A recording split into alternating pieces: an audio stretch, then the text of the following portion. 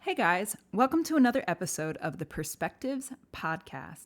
I'm your host, Ashley, and I think today we're going to talk about. Well, at the end of my last episode, I started alluding to, the standard, hey guys, if you like my content, if you like what I'm doing, that kind of thing. Click like, click subscribe. But I kind of alluded to this idea of once, and that I do want to do this. I do want to get my voice out there. That's why I kind of started this. I know overall my YouTube channel started off because I wanted to catalog my adventure in my car and all of the things that comes up with that. Kind of like this trip, if you've been listening to my podcast or my videos at all, it's like I'm planning a trip to go to Egypt. And just like when I was living in my car, doing anything new and outside the box, if you will, brings up a lot of stuff that's inside your box. Inside your box. And yeah, it can be kind of uncomfortable because just like living in my car was uprooting a lot of patterns and a lot of, I'll call them traumas, but trauma-based responses, really. It's like the same thing with doing this, planning for Egypt or starting a podcast. So what do I mean? In the last episode, I talked about once. So go back and take a listen to that, but I don't know if I really have a synopsis because guess what? I'm still figuring it out. But like I said, at the end, I was talking about how I wanted to know what your guys' input is of all of this. Because something that I want is putting my voice out there but also like working through some of the patterns that come up within me and understand, because I really love, it's like a puzzle. I love figuring out what's going on inside of me. And I think that gives me perspective into other people and compassion for other people, because when you can kind of understand it within yourself, it's almost like you can see it in other people. And yeah, with that, it started feeling like, even though I was at the end of an episode, that I wanted to talk more about like this, I'll call it insecurity, but that here I am starting anew in some ways after doing my YouTube channel while living in my car, and I felt like I was getting some pretty good response from it. But then you take a hiatus because it didn't feel authentic anymore. It didn't feel like, yes, I love doing what I'm doing right now, and that's talking about patterns and talking about what's going on in our lives and the energy, the collective right now. But it was through the lens of living in my car, and I think that's what maybe brought my popularity, if you will. And I totally still resonate with that nomadic side of me, but I don't want that to be what I'm known for. Because just like everybody else, I feel like there's constant reiterations of myself, and I'm constantly changing. And I don't want to have to, how do I say this? I don't want the one life choice that I make to be who I have to be the rest of my life. I get the image of like when I was married or when I was practicing as a physician assistant. And it's like a lot of us, if not probably most of us, get caught up in this, this is what my life looks like because these are the choices that I made.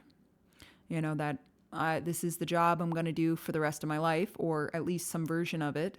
I'm married, so I have that. And these are all commitments, and I totally understand that. I honestly, if you know my story, it's like I didn't want out of that life, really. It was kind of ousted from me. But with that now, it's like this realization that we are beings that constantly are changing, but yet we are in some ways kept in a container, this container that is this life that we have chosen for ourselves. Heck, I picked being a physician assistant at 18 and I got married at 22. And so that container kept me in some ways very much the same for 10 to 15 years. And I totally would have allowed it much, much, much longer. But like I said, now on the other side of it, I'm realizing how much when you don't have a container, which is where I'm at in my life, which can feel very uncomfortable at times and unsettling because you don't have something to house you in some ways, something to identify with. But when you don't have a container, you realize how much you change, how, I get the image of like a chameleon, but in some ways, it's not even that, because a chameleon still stays a chameleon. And I feel like in some ways there's so many possibilities for our growth, for changing, for trying new things, for, like alterations.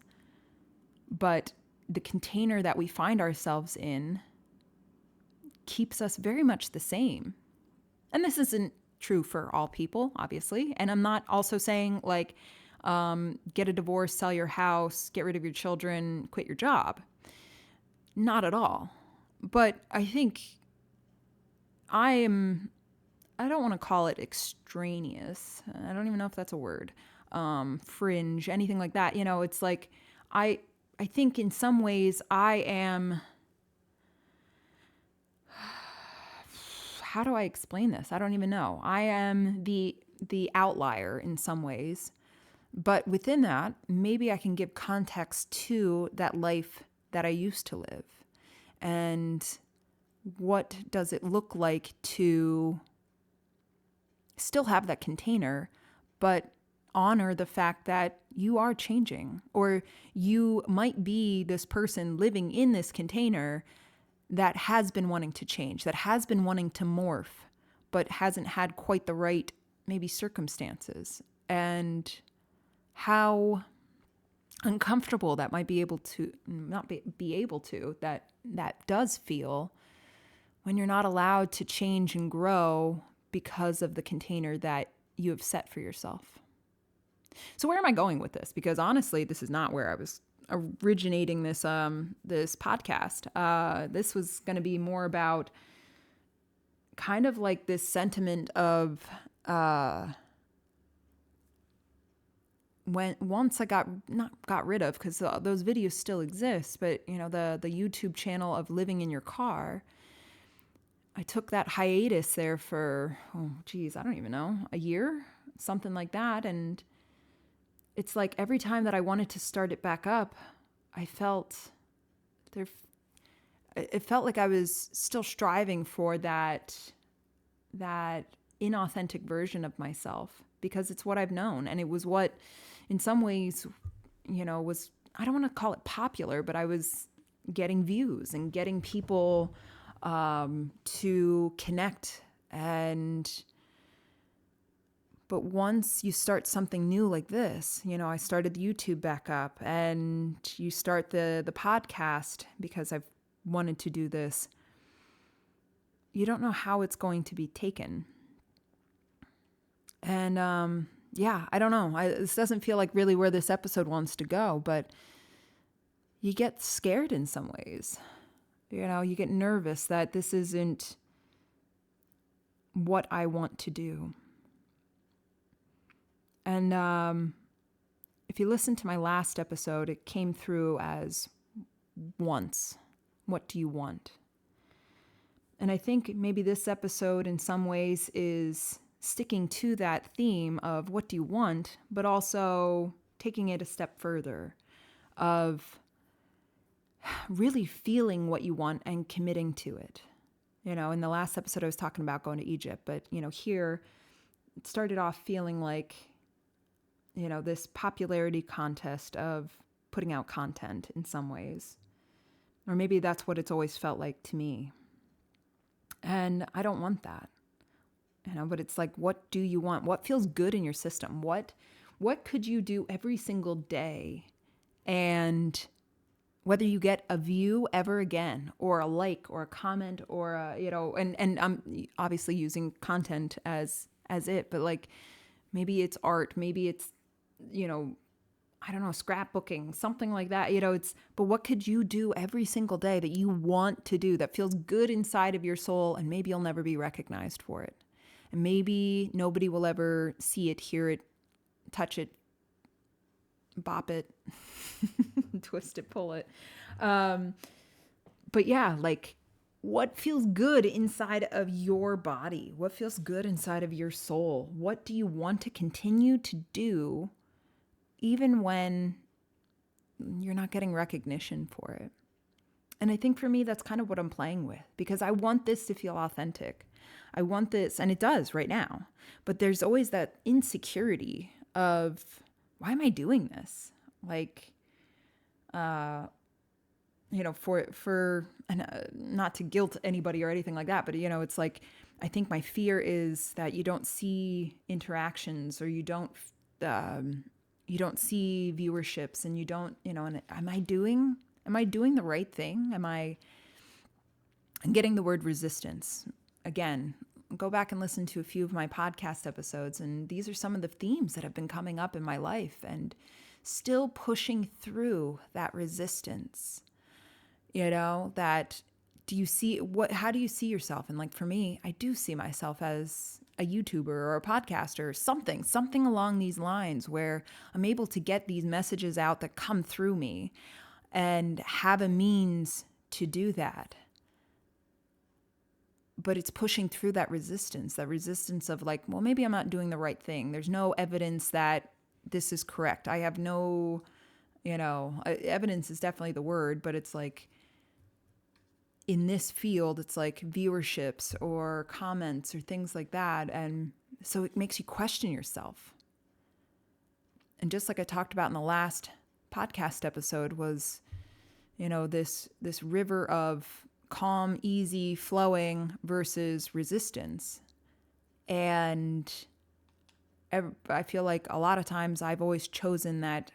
Well, yeah, I've definitely always chosen that lack of resistance, what feels easiest. And when you feel a little bit of resistance, it's like, maybe I do know what I want, and it's on the other side of that resistance, but I'm not going to go do that resistance stuff. That's for the birds. So either way, I think it's just kind of giving me another piece of evidence of like, what do you want versus what you're willing to do for it? What do you want versus what you're willing to do? And I don't know, something sits there because maybe they've never been aligned, because what I want requires some work. So you just tell yourself you don't really have any wants, and you keep kind of meandering down the path that feels easiest, but it doesn't maybe feel aligned. And it doesn't quite feel exciting either. It's just there. And maybe your authentic self is on that other side, on that other path, on that other side of the river. And it's about, you can keep doing whatever you want. You can keep going down that easier path because it's what you know, and it's easy. I've done it my whole life. But you can also take a look. It's in a book. It's reading Rainbow. No, you could take a look on the other side and just start working through some of that resistance. I've said it before, but the one thing that comes to me is I had this one time in Mexico where I was at a cenote, which is like an underground lake. And this underground lake had different levels which you could jump off at. And I hate heights. And, well, I can't say I hate heights, but I hate falling from them. And so I'm always that person that I could be freaking 3 feet above it, and I'm still like running up to the edge and stopping. Running up to the edge and nope, not going to do it. And it got to the point where I was at like, I don't know, maybe a 10-foot ledge or something like that. And I wanted to do it. damn it, I'm so tired of, because yeah, I could have just waded back in and just swam around and it felt great because I was in this magical place but I wanted to jump. I didn't want to be afraid anymore. And so, like I said, you get to that point where, it's like, what do I want? I want to be this fearless person.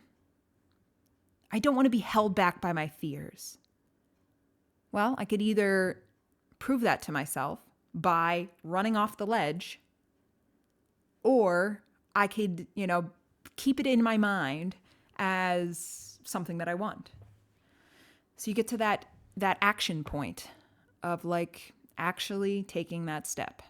In my case, it was a step off a little cliff, but you can take that step and step through that resistance. Because that resistance, I think, in some ways will always be there. Or maybe as you start to go resistance hunting, it's soon gonna start, yeah, we'll go with it. It's soon gonna start being sparser and sparser. The population of resistance is going to dwindle as you continue to hunt it. Oh, the things that I come up with in my head. But yeah, it's like that maybe, I don't know, because I haven't really hunted my own resistance. I never really went after it. It's kind of like, ooh, I feel resistance. Yuck, we're good. I'm going to just go crawl back in the lake and not jump off this cliff. But going back to that story is once I did, oh man, it was painful. Oh, as I was falling, it was so painful. And that feeling in your stomach, it just felt like ripping in my stomach. And once I landed, I was shaking. And then, okay, I kind of got my bearings and I felt amazing. I felt light as a freaking feather. I felt so energetic and so happy and so excited. And so I kind of wanted to do it again, but I was actually getting cold too because it was the end of the day. But I kind of left it at that. And actually, I remember that day, then I walked all the way up to the top one and looked over the edge. And I didn't feel scared. I didn't do it, but I also didn't feel scared. I didn't feel, granted, I also didn't do it, so I didn't run off the edge, but I feel like there was something that shifted within me, that realizing that I just removed some of that fear, ripped it from my body as I was falling, but I removed some of that fear and took a step through the resistance veil. I poked a hole in it. And yeah, I think in some ways that's what I'm being called to do right now, is like realizing that resistance really keeps me stationary, keeps me stuck in this version of myself. And I hesitate there because it's like this version of myself has been poking through poking some holes in that resistance veil. So but the version of myself from 5 years ago, 7 years ago, resistance was not something like I came easily to. And I was a rock climber. So if any of you have rock climbed before, it's like, for me, there's a lot of resistance because, like I told you, I don't like heights and I don't really like falling from them. And rock climbing is a lot of that. And so now here you are, testing not only your strength, but your resolve for things and, stepping out onto that tiny little ledge with that little tiny foothold and trying to make these really intricate moves while you're scared shitless and, shitting your pants 5 feet above a cliff. Most of the time I just climb back down because I was shaking terribly or whatever, but it's, again, you find that resistance and you can either push through it, make the move, maybe fall, maybe not, or you can climb back down.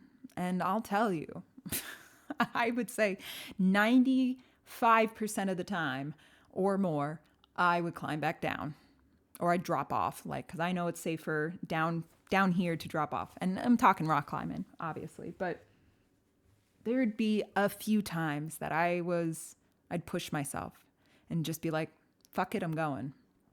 And of those few times, maybe half of the time it pays off, or maybe even more because you actually can do it. Your mind tells you can't. And when you get through those moments, boy, I would shake. Like if I got to the top of a boulder, I'd just sit there and shake, sometimes even cry. I've definitely cried on a bunch of climbs. But after all of that energy moves through, you feel so much lighter. You feel so much more free. And I'm not saying it made the next time any easier, because if you've never really trained your mind, I don't know if that's quite the right word. I don't know if you train your mind or at least show it like everything's going to be all right after you push through whatever the resistance is. But yeah, I never really got to that point where I was just constantly like doing, I'll call it mind training. Again, I don't know if that's really what we do, but it's like how much of it is there to try to keep you safe, but also keep you the same and not moving forward, not doing different things. So, where am I going with all this as we're wrapping it up? But it's like knowing maybe what you want, and maybe you don't know, but you get to this point of resistance and realize that you can keep coming up against it and turning around, or you can push through and realize that maybe what you want is on the other side. Maybe Egypt, maybe the top of that boulder, maybe starting this podcast or continuing on with my YouTube and seeing where it goes. Because yeah, guess what? Maybe there is resistance. Maybe there's a lot of insecurity. Maybe, and those things are not fun to sit in, especially in these times of, instant gratification, if you will. To sit in the uncertainty of your choices, because maybe this is what I want, but it's not paying off, or maybe it's not being rewarded. Maybe nobody will ever, ever, ever see these things or hear my messages, or the doubts of, am I doing the right thing? Am I saying the right things? Does this even resonate for anybody? Because who am I? Imposter syndrome. Who am I to do these things? Well, yeah, it's uncomfortable. It's uncomfortable to sit in that. And it's just so much easier to fall back into the habits or the life that is easily prescribed, that's easily understandable, that pays in dividends, if you will, in both probably monetarily, if I get back into whatever, being a physician assistant. Not saying there's anything wrong with it. Maybe I'll make an episode one day of why I left, but it's instant gratification, instant reward. People understand you, and people will constantly tell you how good you are at X, Y, and Z of the life that you lived or are currently living. So it's hard to walk away from that. It's hard to walk away to start something where nobody can quite understand you. And maybe nobody will ever hear you, see your art, see the things that you're actually passionate about, understand the things that you're passionate about. Why did you leave such a great job to go do what? What are you actually doing right now? Why? Well, if any of you are going through that, I'm going through it with you. And it's maybe a small contingent of us, but we're doing it together. We're changing the vibration is what I'm feeling, because we can live that life of, I'll call it instant gratification, or we can be brave. We can be fearless and step off that little cliff and fall into the water and show ourselves that we can do it. Put ourselves out there without anybody else applauding us, without anybody else understanding why. But it's what we want. So, all right, I'm cutting this one. And I will, I'll check you all in the next episode. Click like, click subscribe. Send this off to a friend, an aunt, a relative, I guess, which is an aunt, a best friend that you haven't talked to in a while, whatever feels like maybe a somebody might need to hear these words.